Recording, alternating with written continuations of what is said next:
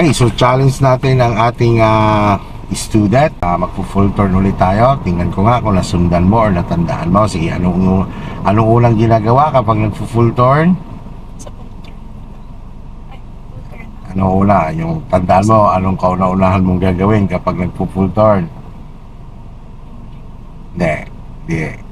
Ano? Sige, tandaan mo. Ano?